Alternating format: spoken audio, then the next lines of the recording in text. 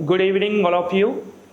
मैं देव शर्मा आज आपके साथ भारतीय संविधान के विषय पर चर्चा करूंगा, जहां हम जानेंगे कि भारतीय संविधान का निर्माण कैसे हुआ था और संविधान हमारा किस प्रकार बनकर तैयार हुआ। तो इसी के साथ अपनी क्लास स्टार्ट करने से पहले मैं आपको ये बताना चाहूँगा कि ये क्लास हमने किस पर्पज़ से प्रारंभ की है। तो इस क्लास को स्टार्ट करने के पीछे एक ही उद्देश्य है कि हमारी जो क्लास है ये संविधान की, ये हमने एसएससी जीडी और एनटीपीसी जो आगामी समय में एग्जाम होने वाला है उसको ध्यान में रखकर स्टार्ट की है। तो इसी के साथ सबसे पहले आपके माइंड में प्रश्न ये बनता है कि जो हमारा संविधान है तो संविधान हम किसे कहते हैं। तो संविधान किसे कहते हैं, तो ये आप सभी के मन में विषय होता है कि आखिर संविधान है क्या। तो संविधान जानने से पहले आप ये समझिए कि संविधान कुछ नहीं, एक हम सामान्य भाषा में कहें तो संविधान क्या है, आपकी एक किताब है। क्या हम कह सकते हैं संविधान यानी कि संविधान। संविधान मतलब इसका अगर हम संधि विच्छेद करते हैं तो संधि विच्छेद करने के बाद इसमें दो शब्द निकल के आते हैं। क्या? सम धन विधान। सम धन विधान। तो सम धन विधान को मिलाकर हमारा क्या बनता है? संविधान बनता है। और संविधान बनता है तो सबसे पहले सम का मतलब क्या होगा भाई? तो सम का मतलब होता है समान। क्या होता है? समान। और विधान का मतलब क्या होता है? तो विधान का मतलब होता है कानून, या फिर हम कह सकते हैं नियम, या हम कह सकते हैं लॉ। क्या होता है? कानून, नियम या लॉ। इन्हीं को हम मिला के क्या कह देते हैं? संविधान। मतलब सभी के लिए कैसे विधान होंगे? सभी के लिए समान विधान होंगे। ठीक है। अब आपसे सामान्य भाषा में बोला जाए कि ये संविधान है, आखिर है क्या? तो याद रखना ये एक कानूनी दस्तावेज है। क्या है? नियमों के डॉक्यूमेंट के आधार पे हम कह सकते हैं लॉ की एक डॉक्यूमेंट है, यानी कि जिसके माध्यम से आपको क्या समझ में आता है कि कानून किस प्रकार है हमारे देश में और कानून व्यवस्था किस प्रकार है। क्लियर है यहाँ तक? इसी के साथ हम अगले तरफ चलते हैं। तो सामने जैसे ही हम संविधान की बात करते हैं तो संविधान की बात करने से पहले हमारे पास एक प्रश्न ये आता है, क्या संविधान अचानक से ही बन गया या इसके पीछे कुछ ऐतिहासिक कहानी है? तो इसके पीछे ऐतिहासिक कहानी क्या है कि आपने देखा होगा कि हमारे पास जो संविधान की पृष्ठभूमि जहां से तैयार होती है वो कौन सी पृष्ठभूमि कहां से होती है? तो आप सभी ने सुना होगा रेगुलेटिंग एक्ट। क्या? Regulating act. और ये रेगुलेटिंग एक्ट आपका कब आया था? 1773 में आया था। क्लियर है यहाँ तक? कब आया था आपका? 1773 में आया था रेगुलेटिंग एक्ट, जिसके माध्यम से भारत में सर्वप्रथम संविधान के लिए एक नींव डाली गई। और नींव हमें किस रूप में मिलती है? तो हम कह सकते हैं 1774 में हमने इस एक्ट के तहत भारत में सबसे पहले सुप्रीम कोर्ट की स्थापना की। किसकी स्थापना की हमने? सुप्रीम कोर्ट की स्थापना की। ठीक है। और ये सुप्रीम कोर्ट हमने कहां पर किया था? तो आप सभी को पता है जो बंगाल प्रेसिडेंसी है, बंगाल प्रेसिडेंसी में एक जगह थी जो किस नाम से थी? कलकत्ता के नाम से। तो आपका पहला सुप्रीम कोर्ट या भारत का जो सुप्रीम कोर्ट था जो अंग्रेज शासन में स्थापित हुआ था वो कहां पर हुआ था? आपका कलकत्ता में हुआ था। ठीक है। इसी के बाद आपके समय समय पर अधिनियम आए, एक्ट आए, जिनके माध्यम से हमारे संविधान की पृष्ठभूमि तैयार होती चली गई। ठीक है। अब ये अध्याय हम इसलिए आपको नहीं बता रहे हैं क्योंकि ये जो टॉपिक है आपका वो किसका टॉपिक है? हमारा मॉडर्न हिस्ट्री का टॉपिक है। जब हम मॉडर्न हिस्ट्री पढ़ेंगे उसमें हम अच्छे से समझेंगे। हमें शुरुआत कहां से करनी है कि आपने एक सुना होगा देश के अंदर जो अंतिम आंदोलन होता है उस आंदोलन को हम क्या किस नाम से जानते हैं? क्विट इंडिया मूवमेंट, यानी कि भारत छोड़ो आंदोलन। कौन सा आंदोलन है? भारत छोड़ो आंदोलन। ये भारत छोड़ो आंदोलन कब आया था भाई, कब शुरू किया गया था? तो भारत छोड़ो आंदोलन आपका शुरू हुआ था 1942 में। कब हुआ था ये? 1942 में भारत छोड़ो आंदोलन शुरू हुआ था। और भारत छोड़ो आंदोलन, ये अगर बात की जाए आपका ये समय है, कब का समय है, आपके विश्व में कैसी स्थिति पनप रही है, तो आप सभी को पता है इस समय हमारे विश्व में क्या चल रहा था, सेकेंड वर्ल्ड वॉर हो रहा था। और वर्ल्ड वॉर जब हमें युद्ध लड़ना है तो युद्ध के लिए हमें किसकी आवश्यकता होती है? सेना की आवश्यकता होती है। और सेना की जब हमें आवश्यकता होती है, मिलिट्री की आवश्यकता होती है, तो इसके लिए हमारे पास जिस चीज में हम आज भी आगे हैं और पहले भी आगे थे, वो क्या है? आपकी जनसंख्या, यानी कि पॉपुलेशन। तो अंग्रेज जो शासन थे, अंग्रेज लोगों ने यानी कि ब्रिटेन की सरकार ने कहा भारतीयों से कि हमें आप सहयोग करें, हमारे साथ इस युद्ध में शामिल हों। लेकिन हमारे देश के जो राजनेता थे उन्होंने स्पष्ट तौर पे क्या कह दिया कि हम आपके साथ युद्ध में शामिल नहीं होंगे, हमें क्या चाहिए? हमें आज़ादी चाहिए। तो आज़ादी चाहिए, किससे आज़ादी चाहिए? हमें आपके अंग्रेज शासन से आज़ादी चाहिए। देश हमारा है, शासन हम करेंगे, अपने अनुसार चलाएंगे। अब अपने अनुसार चलाएंगे तो इसके लिए समय समय पर क्या होता है, आपके अधिनियम के लिए आपने सुना होगा कि कुछ मिशन आते हैं। मिशन क्यों आते हैं? मिशन इसलिए आते हैं कि जो भारतीय नेता थे, कौन? भारतीय नेता। और इन भारतीय नेताओं को क्या करना है? प्रश्न करना है, यानी कि इनको खुश करना है। खुश करने के उद्देश्य से ये क्या लेके आ जाते हैं? आपके कुछ मिशन लेके आते हैं। और इन मिशन को ही हमें अच्छे से याद रखना है। तो सबसे पहले एक मिशन आता है, उस मिशन का नाम क्या था? Cripps mission. कौन सा मिशन है ये? Cripps mission.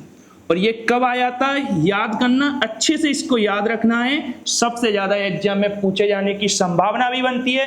क्रिप्स मिशन आपका देश में कब आया था? तो क्रिप्स मिशन भारत में कब आया था? 1942 में ही आया था। कब आया था? जब आपके देश में ये आंदोलन चल रहा था, भारत छोड़ो आंदोलन, और विश्व में आपका सेकेंड वर्ल्ड वॉर चल रहा था। उस समय हम कौन सा मिशन लेके आती है अंग्रेज शासन आपके लिए? क्रिप्स मिशन लेके आती है। लेकिन इस क्रिप्स मिशन को देश के जितने भी राजनेता थे उन्होंने क्या कर दिया? अस्वीकार कर दिया। अब अस्वीकार करने के पीछे क्या कारण है? तो अस्वीकार करने के पीछे कारण यह था कि इस मिशन में एक भी इंडियन नहीं था। कौन नहीं था? एक भी इंडियन नहीं था। जब इंडियन नहीं है तो आप हमारी क्या सुनेंगे?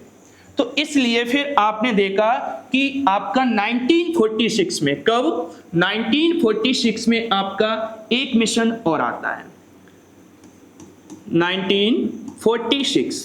1946 में एक मिशन और आता है। वो मिशन कौन सा है आपका? Cabinet mission. यहां से आपके संविधान की शुरुआत हो जाती है। कैबिनेट मिशन कब आता है आपका? तो कैबिनेट मिशन आपका आता है 1946 में।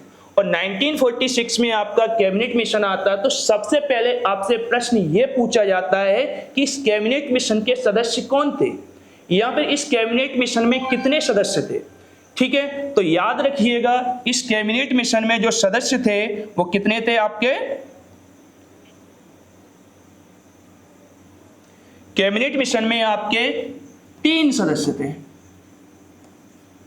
3 मेंबर। ठीक है, 3 मेंबर कौन थे?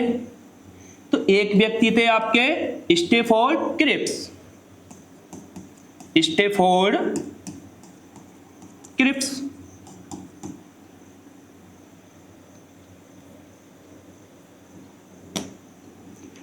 Stafford Cripps. और ये कौन थे? इसके अध्यक्ष थे।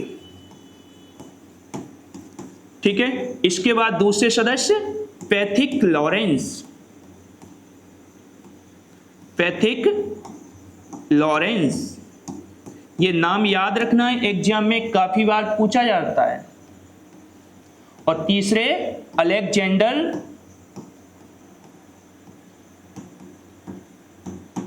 कनिंघम। क्लियर है यहां तक? अलेक्जेंडर कनिंघम, ये 3 सदस्य थे आपके कैबिनेट मिशन में, और कैबिनेट मिशन में ही क्या कहते, इसी ने आपके देश में क्या किया, एक सुझाव दिया। सुझाव क्या दिया? सुझाव ये दिया कि भारत अगर शासन चाहता है तो सबसे पहले वो एक ऐसी लोगों का संस्था का निर्माण करे जो भारत के सभी लोगों को स्वीकार हो, और भारत के सभी लोगों को स्वीकार हो तो वो क्या होनी चाहिए? वो संविधान सभा होनी चाहिए। और ये संविधान सभा जो होनी चाहिए वो कैसी होनी चाहिए कि देश की सभी जनता का वो क्या करे? जन प्रतिनिधित्व करे। क्या करे? जन प्रतिनिधित्व करे, जन प्रतिनिधित्व करे। तो यहां तक आपका कोई समस्या हो तो आप हमसे पूछ सकते हैं, और साथ ही साथ इस क्लास को शेयर करें जो कि सभी बच्चों पे ज़्यादा से ज़्यादा ये जानकारी पहुंचे। ठीक है, इसी के साथ अगर हम बात करते हैं कि जन प्रतिनिधित्व संस्था क्या है, आपकी संविधान सभा है। यहां तक समझ में आया होगा। अब इसके आगे हम बात करते हैं, तो इसके आगे बात करना है हमें क्या? संविधान निर्माण की बात करना है। संविधान निर्माण कैसे हुआ, या फिर हम कह सकते हैं संविधान सभा।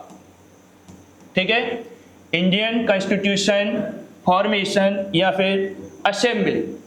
ठीक है, कि कॉन्स्टिट्यूशनल असेंबली का निर्माण कैसे हुआ। तो कॉन्स्टिट्यूशनल असेंबली का निर्माण होने के पीछे या आपसे प्रश्न सीधा सीधा एग्जाम में ये पूछ लिया जाता है कि संविधान सभा का भारत में किसने नींव डाली, या किसके आधार पे भारत में संविधान सभा का गठन हुआ। तो आप याद रखिएगा, संविधान सभा का जो गठन होता है वो किसके माध्यम से होता है? कैबिनेट मिशन के माध्यम से होता है। क्लियर है? अब यहां पे जैसे ही मिशन होता है, इन्होंने बोला था क्या कि ये जन प्रतिनिधित्व की संस्था के रूप में कार्य करेगी। अब जन प्रतिनिधित्व की संस्था के रूप में कार्य करेगी तो इसके लिए क्या आवश्यक है? हमें जब पूरे देश में ही सबका जन प्रतिनिधित्व करना है तो उसके लिए जरूरी है आपके देश में क्या होना चाहिए? इलेक्शन होना चाहिए। और इलेक्शन होना चाहिए तो आप सभी को पता है इलेक्शन के आधार पर ही हम क्या कर सकते हैं? व्यक्ति को चुन सकते हैं, जो सभी व्यक्ति का क्या करेगा? प्रतिनिधित्व की भूमिका निभाएगा। अब प्रतिनिधित्व की भूमिका निभाएगा तो इसके लिए हमें क्या करना पड़ा? इलेक्शन हुए। आपके कब हुए इलेक्शन? जून 1946 में। ठीक है, जून 1946 में हम संविधान सभा के लिए इलेक्शन करते हैं। अब संविधान सभा के लिए इलेक्शन करते हैं तो यहाँ पे सीट किस प्रकार बांटी जाएंगी भाई? कितनी सीट निकल के आएंगी? प्रश्न आपका एग्जाम में ये भी पूछा जाता है। उसके आधार पे हम क्या करते हैं? इलेक्शन करते हैं। तो आप याद रखिएगा कि 10 लाख, कितनी? 10 लाख की पॉपुलेशन पर यानी कि जनसंख्या पर आपकी एक सीट का निर्धारण होता है। कितनी सीट निकल के आती हैं आपकी? एक सीट आपकी 10 लाख की जनसंख्या पर निकल कर आती है। ठीक है, 10 लाख की जनसंख्या पर कितनी सीट? एक सीट। इस प्रकार अगर हम बात करते हैं तो हमारी जो संविधान सभा है, संविधान सभा में यानी कि कॉन्स्टिट्यूशनल असेंबली में टोटल कितने मेंबर निकल कर आते हैं? 389 सदस्य निकल कर आते हैं। क्लियर है? 389 सदस्य यहां पर निकलकर आते हैं। अब 389 सदस्य क्या एक ही जगह से होंगे? नहीं। तो आप सभी को पता है कि हमारे देश में शासन किसका था? अंग्रेज शासन था। अब अंग्रेज शासन था तो अंग्रेज शासन भी दो तरह से था। कैसे था? एक तरफ था गवर्नर क्षेत्र, गवर्नर एरिया यानी कि क्षेत्र, और एक तरफ था ब्रिटिश प्रांतीय क्षेत्र। क्या? ब्रिटिश प्रांतीय क्षेत्र। अब ये दो तरह के थे, और एक देखा जाए तो हमारे देश में क्या थी? देशी रियासतें भी थी। ठीक है, ये 3 तरह का आपका देश बटा हुआ था। किस तरीके से?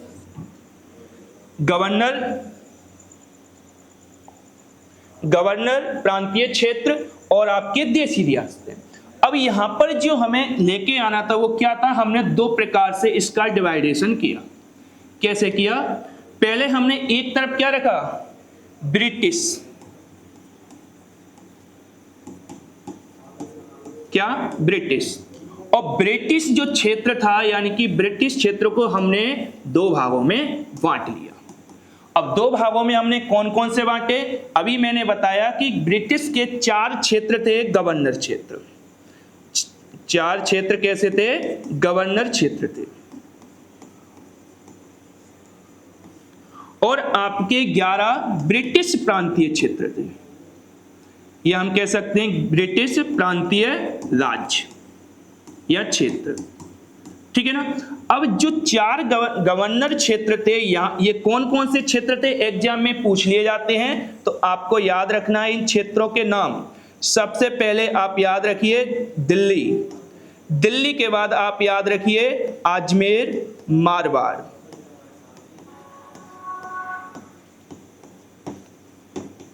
और अजमेर मारवाड़ के बाद आपको याद रखना है कुर्ग, कुर्ग के बाद याद रखना है आपको बलूचिस्तान,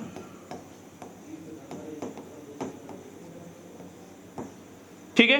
ये 4 आपके कैसे हैं? ब्रिटिश प्रांतीय क्षेत्र, सॉरी ब्रिटिश 4 गवर्नर क्षेत्र हैं। और जो आपके ब्रिटिश प्रांतीय क्षेत्र थे वहां से कितनी सीटों पर चुनाव होना है? तो वहां पे जैसे आपका कितनी सीटें बचेंगी, यहाँ पे ये 4 और प्लस आपकी 292 सीटें। इन 292 सीटें मतलब आपसे पूछा जाए कि ब्रिटिश की कितनी सीटें थी आपकी, तो 296 सीट थी। ठीक है, ये 4 ब्रिटिश कमिश्नरी क्षेत्र और आपके 11 प्रांतीय क्षेत्र जहां पर क्या होना था, आपका चुनाव होना था। अब जो आपकी देशी रियासतें, कितनी देशी रियासतें, अब ये देशी रियासतें कितनी थी, एग्जाम में ये भी पूछ लिया जाता है। तो याद रखना देशी रियासतें थी 93, कितनी, 93। और इन देशी रियासतों के पास क्या था, एक ब्रिटिश क्षेत्र के आधार पर या ब्रिटिश सरकार ने इनको स्वतंत्रता दी थी कि आप चाहें तो संविधान सभा में शामिल हो सकते हैं और नहीं, ना चाहे तो आप शामिल नहीं हो सकते। कि अगर आपका विचार है संविधान सभा में शामिल होना है तो हो सकते हैं, नहीं होना है तो नहीं हो सकते। क्लियर है कि आपको क्या याद रखना था? एक बार फिर से मैं रिपीट कर रहा हूं, ध्यान से समझिएगा कि संविधान सभा में कुल सदस्य संख्या कितनी थी, 389 थी। और 389 सदस्य संख्या में देशी रियासतें, ब्रिटिश कमिश्नरी क्षेत्र और 11 प्रांतीय क्षेत्र थे, ब्रिटिश प्रांतीय क्षेत्र। इन जगहों से हमें कितने सदस्य लेके आने थे, 389 सदस्य लेके आने थे। प्रत्येक सदस्य की चुनाव हमने कितनी जनसंख्या पे किया था, 10 लाख की जनसंख्या पर हमने एक सीट को निकाला। और एक सीट को निकाला तो यहाँ पे हम बात करते हैं जो 296 सीटें हैं ब्रिटिश क्षेत्र की, वहां से हमने 4 कितनी, ब्रिटिश कमिश्नरी क्षेत्र, दिल्ली, अजमेर मारवाड़, कुर्ग और बलूचिस्तान, 11 प्रांतीय क्षेत्र जिसमें से 292 सीटें। अब यहाँ पे प्रश्न ये था कि देशी रियासतों में से क्या कोई रियासत इस संविधान सभा में शामिल हुई थी? तो याद रखिएगा एग्जाम में पूछा भी जाता है, तो आपको क्या लगा के आना है, आपको लगा के आना है कि देशी रियासतों में से एक भी सदस्य शामिल नहीं हुआ था, मतलब एक भी सीट नहीं भरी गई थी। 93 की 93 सीट क्या थी, खाली थी, विकेंट थी, ये नहीं भरी गई। तो चुनाव कितनी सीटों पर होता है भाई, चुनाव होता है आपका 296 सीटों पर, ये आपको याद रखना है।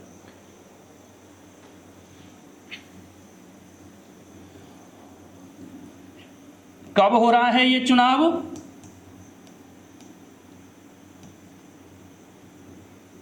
आपका चुनाव हो रहा है 1946 में।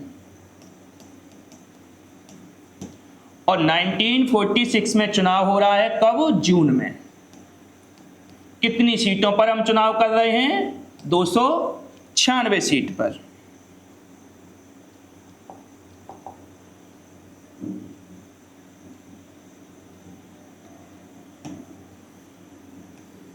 296 सीटों पर हम चुनाव कर रहे हैं, तो इसमें आपको यह याद रखना है किस पार्टी को कितनी सीटें मिली। ठीक है, तो किस पार्टी को कितनी सीटें मिली, तो याद रखना इंडियन नेशनल कांग्रेस, राष्ट्रीय कांग्रेस जो आपकी पार्टी थी INC यानी कि कांग्रेस पार्टी, इसे कितनी सीटें मिली, तो 208 सीटों पर आपका क्या होता है, ये निकल के आते हैं। दूसरा आपकी एक पार्टी थी मुस्लिम लीग, और मुस्लिम लीग को कितनी सीटें मिलती हैं, आपकी 73 सीट्स मिलती हैं।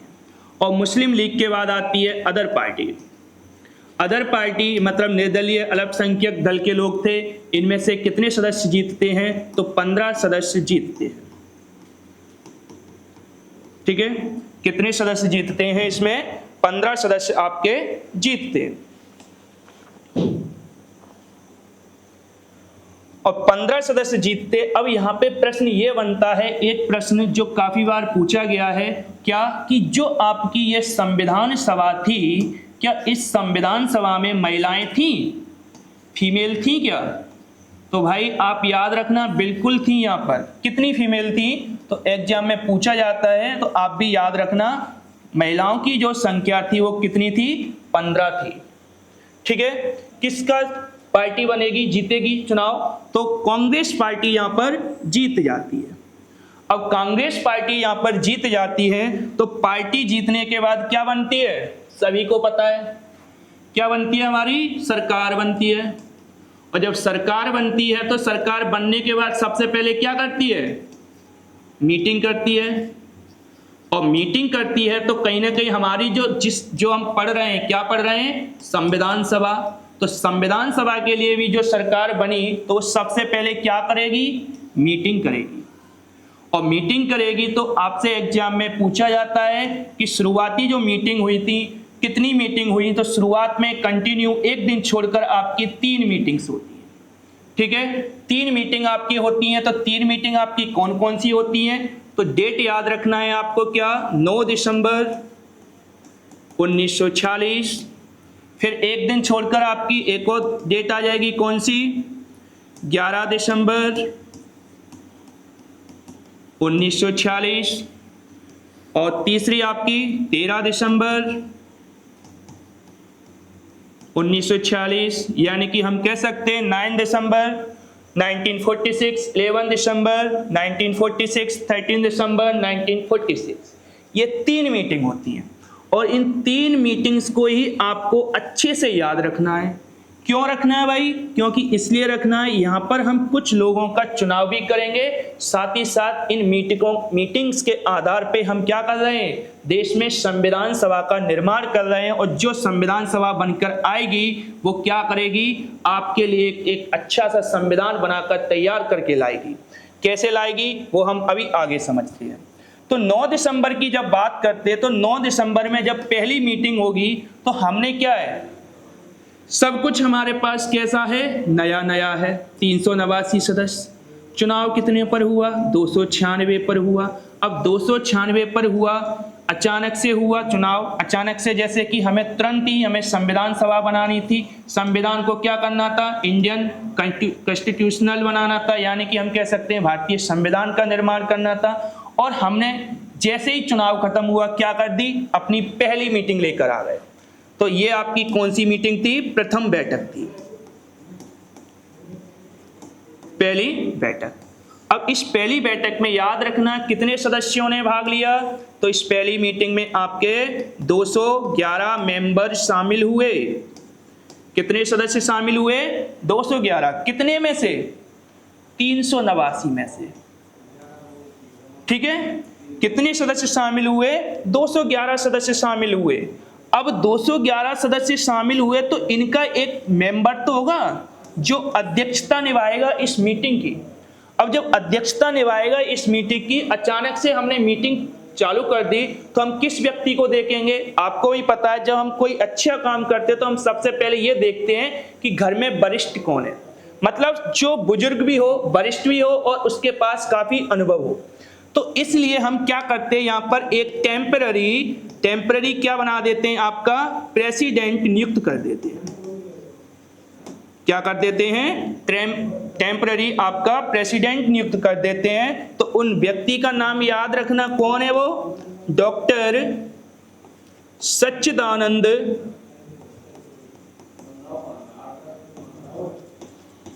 सिन्हा। डॉक्टर सच्चिदानंद सिन्हा। और डॉक्टर सच्चिदानंद सिन्हा को हम क्या कर देते हैं? अस्थायी रूप से अध्यक्ष नियुक्त कर देते हैं। क्या कर देते हैं?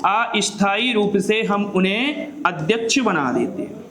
टेम्पररी मतलब हमें कुछ समय के लिए, हाल फिलहाल क्या करना है, एक ऐसा व्यक्ति लेके आना है सामने जो कैसा हो? बुजुर्ग हो, वरिष्ठ हो और काफी अनुभव हो उसके पास, जो आज की इस मीटिंग को क्या कर पाए? संभाल पाए, उसकी अध्यक्षता कर पाए। अब यहाँ पर 211 सदस्य, ठीक है। मैंने अभी आपको पिछली कुछ समय पहले बताया था, क्या ये आपकी कौन सी पार्टी है? मुस्लिम लीग। इस मुस्लिम लीग में कितने सदस्य हैं? आपके 73 सदस्य हैं। और ये 73 सदस्य क्या करते हैं? जो आपकी जो पहली मीटिंग होती है इसका क्या कर देते हैं? बहिष्कार कर देते हैं। यानी कि आपसे पूछा जाए कि पहली बैठक पर किसने भाग नहीं लिया, तो पहली बैठक पर आपका मुस्लिम लीग ने क्या कर दिया? इसका बहिष्कार कर दिया। क्या कर दिया? इसका बहिष्कार कर दिया। किसने किया? मुस्लिम लीग ने किया। ठीक है। अब नेक्स्ट हम बात करते हैं, आपका इतने ही आपको याद रखना है। क्या याद रखना है इसमें? आपको पहली मीटिंग जो होती है आपकी फर्स्ट मीटिंग में आपको क्या देखना है भाई? पहले तो सबसे पहले कब हुई? 9 दिसंबर को हुई, 9 दिसंबर 1946। पहली मीटिंग में सदस्य कितने आए? 211 सदस्य आए। 211 सदस्यों में से हमने टेम्पररी प्रेसिडेंट किसे नियुक्त किया? हमने सच्चिदानंद सिन्हा को, डॉक्टर सच्चिदानंद सिन्हा को नियुक्त किया।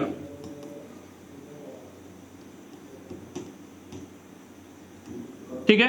डॉक्टर सच्चिदानंद सिन्हा को हम क्या कर देते हैं? अस्थायी तौर पर नियुक्त करते हैं। और इस मीटिंग का जो बहिष्कार किसने किया? तो याद रखना, इस मीटिंग का जो बहिष्कार करने वाले व्यक्ति या पार्टी थी, वो पार्टी कौन थी? आपकी मुस्लिम पार्टी थी, जिसे हम उस समय मुस्लिम लीग के नाम से जानते थे। क्लियर है? ये अस्थायी तौर पर नियुक्त हुए। तो एग्जाम में अब इनसे प्रश्न ये पूछा जाता है, आपके सामने सीधा प्रश्न ये आता है कि भारतीय संविधान के प्रथम अध्यक्ष कौन थे? भारतीय संविधान के प्रथम अध्यक्ष कौन थे? आपके सामने प्रश्न क्या आता है? भारतीय संविधान सभा के प्रथम प्रेसिडेंट यानी कि अध्यक्ष किसको बनाया गया?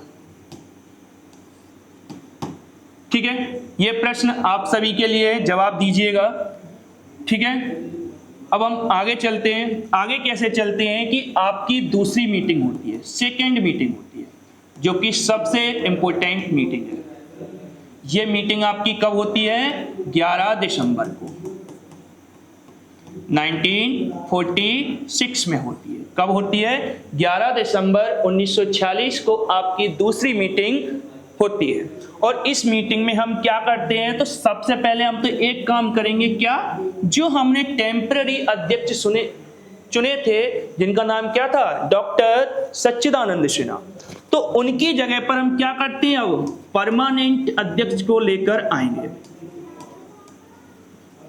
यानी कि हम कह सकते हैं स्थायी अध्यक्ष। स्थायी अध्यक्ष हम किसे बनाते हैं भाई? तो यहां पर स्थायी अध्यक्ष बनाए जाते हैं आपके डॉक्टर राजेंद्र प्रसाद। किसको बनाते हैं हम? डॉक्टर राजेंद्र प्रसाद को बनाते हैं। ठीक है। कि स्थायी रूप से हमने अध्यक्ष किसे बना दिया, आपका संविधान सभा का डॉक्टर राजेंद्र प्रसाद को बना दिया। अब जो मैंने अभी आपसे प्रश्न किया था कि भारतीय संविधान सभा के पहले अध्यक्ष कौन है, तो याद रखना आपको एग्जाम में क्या लगाना है, ऑप्शन में आपको सच्चिदानंद सिन्हा भी मिलेंगे, डॉक्टर सच्चिदानंद सिन्हा, और एक ऑप्शन आपको क्या मिलेगा, डॉक्टर राजेंद्र प्रसाद। क्लियर है, डॉक्टर राजेंद्र प्रसाद। अब यहां पर सर ने तो दोनों पढ़ाए हैं, क्या क्या पढ़ाया, सर ने बताया कि यहां पर सबसे पहले तो ये बनाए गए थे और ये भी है। तो आपको एग्जाम में क्या लगाना, याद रखना ये आपके कैसे हैं, टेम्पररी हैं, और ये कैसे हैं, परमानेंट हैं। तो जो परमानेंट हैं, स्थायी हैं, वही आपके कैसे हैं, संविधान सभा के पहले अध्यक्ष हैं। क्लियर है। अब यहां पे आपको बात क्या याद रखनी है, जो हमारी दूसरी मीटिंग हो रही थी, कब हुई थी हमारी दूसरी मीटिंग, 11 दिसंबर 1946 को। अब 11 दिसंबर 1946 को ये मीटिंग होती है, तो यहां पर हमने अध्यक्ष तो चुन लिए। अब यहां पर हमें क्या देखना है, वाइस प्रेसिडेंट,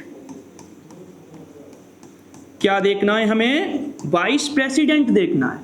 जब वाइस प्रेसिडेंट देखना है कि हम कहते हैं उपाध्यक्ष, यहां पर हमने क्या उपाध्यक्ष भी तो बनाए होंगे भाई, तो उपाध्यक्ष बनाए होंगे, तो उपाध्यक्ष कौन है, तो यहां पर हमने दो उपाध्यक्ष को चुना। दो कौन कौन थे, तो इनका नाम याद रखना है। एक व्यक्ति थे आपके डॉक्टर H.C. मुखर्जी, दो उपाध्यक्ष थे, पहले कौन थे आपके, डॉक्टर H.C. मुखर्जी,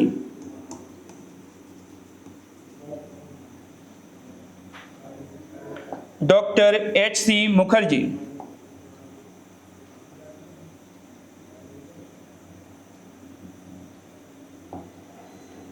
मुखर्जी, ठीक है। Doctor H.C. मुखर्जी ये आपके पहले उपाध्यक्ष, और दूसरे उपाध्यक्ष कौन थे, तो उनका भी नाम आपको याद रखना है, टी कृष्णामाचारी, टी कृष्णामाचारी, ठीक है। टी कृष्णामाचारी कौन थे, आपके दूसरे उपाध्यक्ष थे। तो इन दोनों का नाम याद रखना है। अब भाई आपको एक चीज और याद रखना है, दूसरी मीटिंग में क्या सबसे अच्छा हुआ था, अच्छा ये हुआ था भाई कि जो आपके राजेंद्र प्रसाद हैं, तो इनके लिए हमने क्या, एक तरीके से कहा जाए तो असिस्टेंट, या हम कह सकते हैं संविधान सभा के सलाहकार, जो क्या करेंगे, समय समय पर सलाह देंगे कि संविधान ऐसा होना चाहिए। तो वो हमने किसे बनाया, तो आपके संविधान सभा में से ही वरिष्ठ व्यक्ति थे, उनका नाम क्या था, तो उनका नाम था आपका B.N. राव। क्या नाम था उनका, B.N. राव। तो इनको भी भूलना मत, काफी इंपॉर्टेंट है, ये महत्वपूर्ण है कि एग्जाम में प्रश्न पूछा जाता है कि संविधान सभा के सलाहकार कौन थे या किसे बनाया गया, तो संविधान सभा के सलाहकार आपके B.N. राव को बनाया गया।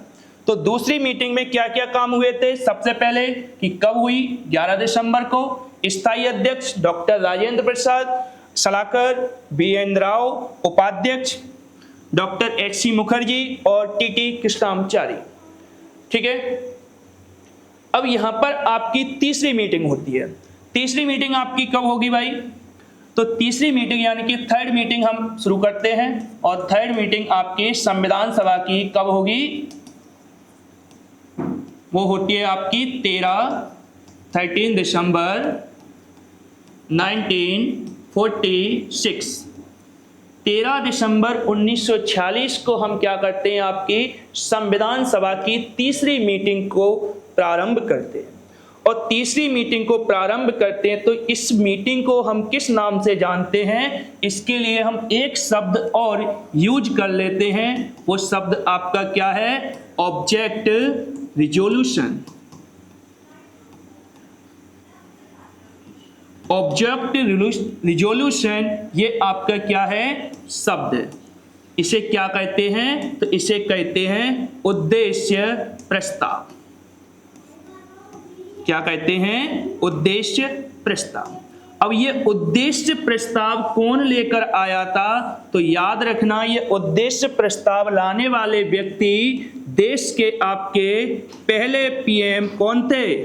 पंडित जवाहरलाल नेहरू।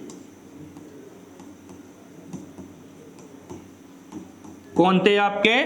पंडित जवाहरलाल नेहरू, जो कि सबसे पहले क्या लेके आए? उद्देश्य प्रस्ताव लेकर आए। और इस उद्देश्य प्रस्ताव ने क्या किया? तो याद रखना, इस उद्देश्य प्रस्ताव ने आपकी संविधान सभा की जो प्रस्तावना है, क्या है? प्रस्तावना या प्रियम्बल, इस प्रियम्बल की नींव डाली। ठीक है, तो ये याद रखना है कि संविधान सभा की जो प्रस्तावना है उसकी नींव डालने का श्रेय किसे दिया जाता है? तो उद्देश्य प्रस्ताव को दिया जाता है। अब जो 13 दिसंबर 1946 को पंडित जवाहरलाल नेहरू के द्वारा जो उद्देश्य प्रस्ताव लाया गया था, इसे संविधान सभा ने कब स्वीकार किया? आपसे यह प्रश्न पूछा जाता है कि जो उद्देश्य प्रस्ताव है, यह उद्देश्य प्रस्ताव संविधान सभा ने कब स्वीकार किया? 22 जनवरी 1947, यानी कि 22 जनवरी 1947 में ऑब्जेक्ट रिजोल्यूशन को क्या मिल गया? अप्रूवल मिल गया, स्वीकार कर लिया गया। किसके द्वारा? आपके संविधान सभा के द्वारा, जिसने हमारे संविधान की क्या आपकी प्रियम्बल की नींव डाली, पृष्ठभूमि तैयार की कि हमारा प्रियम्बल यानी कि संविधान की प्रस्तावना कैसी होगी, जिसमें क्या क्या बातें जोड़ी जाएंगी, उन सभी का जो मसौदा तैयार किया जाता है वो किसके माध्यम से तैयार हो गया? आपके तीसरी मीटिंग में जो पंडित जवाहरलाल नेहरू के द्वारा उद्देश्य प्रस्ताव लाया गया उसके द्वारा हो गया। ठीक है, अब इसके आगे हम चलते हैं। तो इसके आगे चलने से पहले अब जो इनका काम था, काम क्या था? संविधान बनाना। ठीक है, अब संविधान बनाना इनका काम है। तो संविधान बनाने के लिए ये क्या करेंगे? तो ये संविधान बनाने के लिए अलग अलग जो 389 सदस्य हैं उनसे कहा कि भाई जाओ, कहाँ जाओ? विदेश जाओ। और विदेश जाकर क्या करो? घूमना नहीं है, फिर क्या करना है? तो विदेश जाकर जो अन्य देश हैं, अन्य देश कौन से? कि भारत को छोड़कर अन्य देश। और भारत को छोड़कर अन्य देशों की संख्या कितनी थी उस समय? तो भारत को छोड़कर जो अन्य देशों की संख्या थी, यानी कि आप लगभग मान के चलिए 120 प्लस देश थे उस समय। और 120 प्लस देशों का क्या करना है? भ्रमण करना है। और भ्रमण क्यों करना है? तो इनका भ्रमण करने के पीछे उद्देश्य यही था कि यहाँ का जो संविधान है, इन देशों का जो कॉन्स्टिट्यूशन है, संविधान है, तो ये संविधान को आपको क्या करना है? वहाँ के संविधान को पढ़ना है भाई। और वहाँ से जो अच्छी अच्छी बातें हो या अच्छे अच्छे क्या हो, जो हमारे देश के लोगों को क्या करें? कानून व्यवस्था बना के रखें और देश में सुरक्षा बनाएं, अखंडता बनाएं, देश में कभी भी कोई ऐसे कृत्य ना हो जो हमारे लोगों का शोषण हो। इस प्रकार हमारे संविधान को तैयार करना है कि हम कह सकते हैं क्या करना है? सभी देशों के संविधान से हमें कुछ ना कुछ लेकर आना है, कुछ ना कुछ लेकर आना है। अब भाई आपको बोल दिया जाए जाओ लूट के आ जाओ, कहीं से भी विदेश चले जाओ, तो आप क्या करोगे? सबसे पहले लूटना शुरू कर दोगे। तो वही काम इन्होंने किया। इन्होंने क्या कर दिया? हमारे संविधान को क्या बना दिया? एक उधार का थैला बना के तैयार कर दिया, उधार का थैला। और जो हमारे 389 सदस्य थे उन्होंने क्या कर दिया? विदेशों में जाकर आपके जहां जहां से जो जो हमें अच्छी बातें मिली वो सभी हमने एकत्रित करके विश्व का सबसे बड़ा लिखित संविधान बनाकर तैयार कर दिया। विश्व का सबसे बड़ा, वो भी कैसा? लिटिन, यानी कि लिखित, वो भी क्या? संविधान। तो भाई आज की क्लास हम अपनी यहीं तक रखते हैं। इसके आगे हम मिलेंगे आपसे नेक्स्ट क्लास में। आप सभी से एक ही आग्रह है हमारा कि इस क्लास को ज़्यादा से ज़्यादा शेयर करना है और अपने सभी सहपाठी यानी कि साथ में पढ़ने वाले बच्चों तक पहुंचाएं, वो भी इस क्लास का लाभ लें और चैनल को सब्सक्राइब किए बिना ना जाएं। ज़्यादा से ज़्यादा शेयर करें। क्लास पसंद आए तो लाइक जरूर कीजिएगा। धन्यवाद।